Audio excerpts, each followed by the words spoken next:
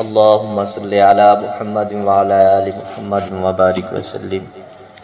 اعوذ باللہ من الشیطان الرجیم. بسم اللہ الرحمن الرحیم. جب ہم مسجد میں آتے ہیں تو سب ہم اذان دیتے ہیں. قرآن میں بھی آیا ہے کہ وَمَنْ أَحْسَنُ قَوْلًا مِّمَّنْ دَعَا إِلَى اللَّهِ وَعَمِلَ صَالِحًا.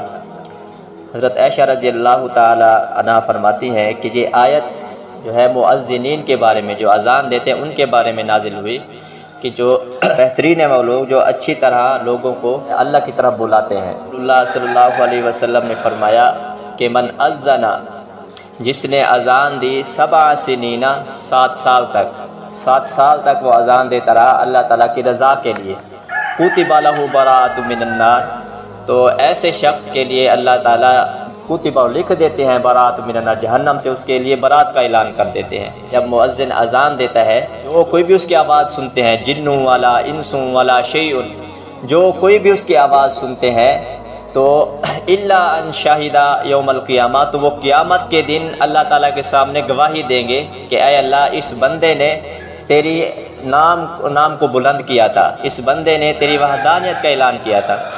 چاہے وہ جن ہے، چاہے انس ہے، چاہے انسان ہے، چاہے وہ جانور ہے، جو کچھ بھی ہے وہ سارے مل کے گواہی دیں گے کہ اے اللہ یہ بندہ تیرے نام کو بلند کیا کرتا تھا. اسی طرح ایک اور حدیث میں آتا ہے یستغفر لہ رطب و یابس، ہاں تک بھی آواز جاتی ہے اور جو کچھ بھی آواز سنتی ہیں، چاہے وہ آواز سننے والی خشک چیز ہے، مٹی سے لے کر مٹی، پتھر، پہاڑ، ورطب، چاہے وہ تر چیز ہے، مؤذن کے لیے استغفار کرتے ہیں، اس کی بخشش کی دعا کرتے ہیں کہ اے اللہ اس نے تیرے نام کو بلند کیا ہے تو اس کی بخشش فرما.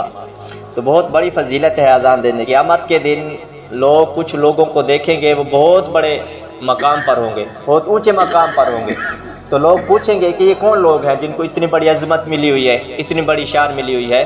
تو فرشتے کہیں گے کہ یہ وہ لوگ ہیں جو دنیا میں نماز کے وقت لوگوں کو نماز کے لیے بلاتے تھے، یعنی اذان دیتے تھے.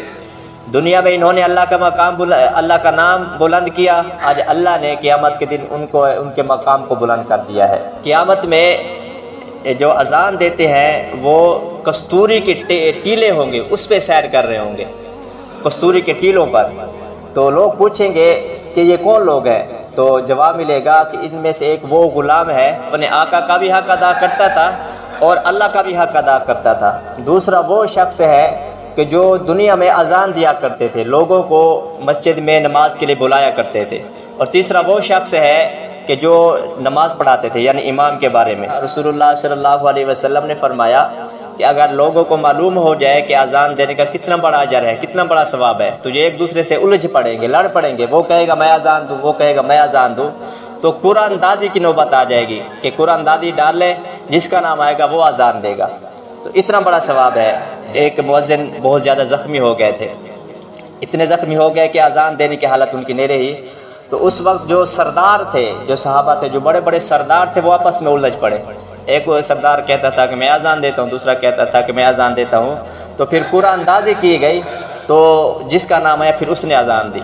تو اذان دینا بہت بڑی فضیلت کا کام ہے. تو رسول اللہ صلی اللہ علیہ وسلم کے پاس ایک صحابی ہے، تو انہوں نے کہا کہ یا رسول اللہ مجھے ایک ایسا کام بتائیں جس کی وجہ سے میں وہ کام کرتا رہوں سیدھا جنت میں چلا جاؤں. تو رسول اللہ صلی اللہ علیہ وسلم نے فرمایا اذان دیا کر، اپنی قوم میں جا کے جب نماز کا وقت ہو تو اذان دیا کر. تو اذان دیتا رہا تو اللہ تعالیٰ آپ کو بغیر حساب کتاب کے جنت میں داخل کر دیں گے. تو اس صحابی نے فرمایا کوئی اور کام اس کے علاوہ؟ تو رسول اللہ صلی اللہ علیہ وسلم نے فرمایا اپنی قوم میں جا کے امامت کیا کر، نماز پڑھایا کر اپنی قوم کو، تو بغیر حساب کتاب کے تو جنت میں چلا جائے گا. تو مؤذنین کے لیے رسول اللہ صلی اللہ علیہ وسلم نے دعا فرمائی اے اللہ جو مؤذنین سے غلطی ہوتی ہے، خطا ہوتی ہے تھوڑی بہت، تو اس کو معاف فرما.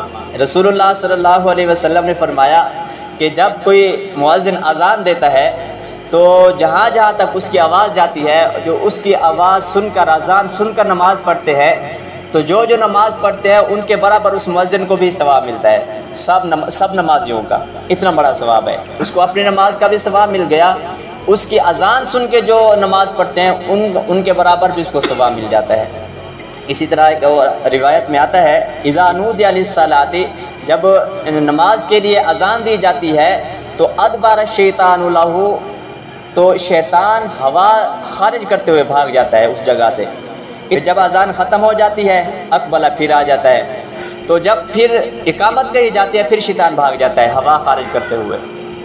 تو جب اقامت ختم ہوتی ہے اس کے بعد دوبارہ آ جاتا ہے، کیونکہ اب نماز انسان پڑھتا ہے تو اس کی نماز کو آ کے خراب کرتا ہے، آگے پھر کہتا ہے اذکر قضا اذکر قضا، کہ اپنا وہ کام یاد کر، فلاں کام یاد کر، تو وہ آ کے ہماری جو ہے نماز بھی خراب کر دیتا ہے۔ تو جب مؤذن اذان دیتا ہے تو شیطان بہت دور بھاگ جاتا ہے۔ اللہ تعالیٰ عمل کی توفیق عطا فرمائے۔